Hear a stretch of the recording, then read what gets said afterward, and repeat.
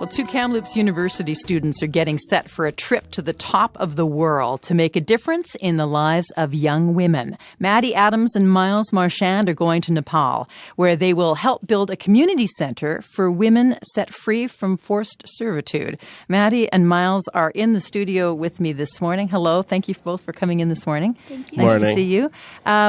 Maddie, start with you. I need to ask first about these women that you're going to be helping out in Nepal. They're basically kept like slaves. Is that correct? Pretty much, yeah. So they're in bonded labor actually in Nepal, which means they're kind of bought from their families around 13 for sometime as little as $50 a year. They're told not to have any friends. They're not allowed to talk, and they just need to listen to the master of the family that they've been bought by. And it just kind of allows their family to be able to feed their other children and all of that. Yeah. What was it about this cause that really stirred you to action? Well, I think, educating women in countries where they're not necessarily always educated is always very important.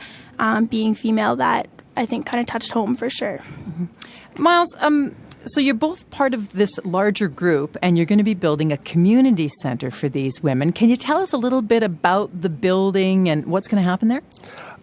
It's a pretty big building. It's 4,000 square feet. And this building is going to provide women with a chance to learn, to become literate, which is a huge aspect that these women need to add to their lives. And it'll also increase their ability for different types of work. Because a lot of these women are trapped without an ability to provide for themselves, and with these community centers, they'll be able to work more. We also have solar panels on the roof, which will provide lighting and electricity for laptops and other electronic devices. Okay, so you're a pretty young guy. You're studying physiology, is that right? Yeah, that's right. At McGill? What is it that interested you about this project? I've traveled on 3 different volunteer trips now, and they've definitely been the best experiences of my life and kind of opened my eyes to the world and what needs to be done to help people in these developing countries. My goal is to work in the developing world as a career. So any opportunity I get to work abroad is something that means a lot to me. Wow. Tell me more about this project, this building, and what the women will be learning there.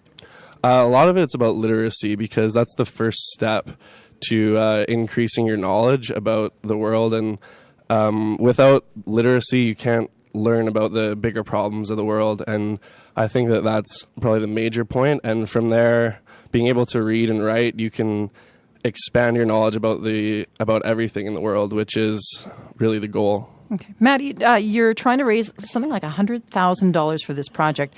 How are you doing that? And then how will you use those funds? Well, I think starting off, I'm really lucky. So my dad works at Domtar, and he's used a lot of his engineering connections. So a lot of our fundraising has come through donations of actual materials themselves, like the batteries to charge the solar panels and stuff have been donated by companies. We've also contacted a lot of local businesses and everything as well. We've raised about $20,000 in cash, and then about $50,000 in in-kind donations. And then we're also right now starting a solar panel fundraising campaign. And so for every $500, it puts another solar panel on the roof, and we're looking for a total of 36 solar panels to make a 10 kilowatt powered center. And if you donate $500 from a local business or whatnot, your name will actually be engraved on the solar panel in the house in Nepal, and it's for everyone to be able to see that you participated in helping out. So, Miles, when do you fly to Nepal to begin this project? We're leaving on July 16th. July 16th. Thank you both so much for telling us all about it. Is there anywhere online that people can see pictures of the diagram of the building or get any further information? You can always visit DWC's website, which is www.developingworldconnections.org, and you can make a donation to our site by going to Canada Helps giving pages online and searching Project Dignity. All right. Thanks, both of you, for coming in. Nice Thanks. to meet you. Yeah. Maddie Adams and Miles Marchand, they're headed to Nepal to help young women there. They're young students from Kamloops. For more information about their trip or to donate, again, developingworldconnections.org.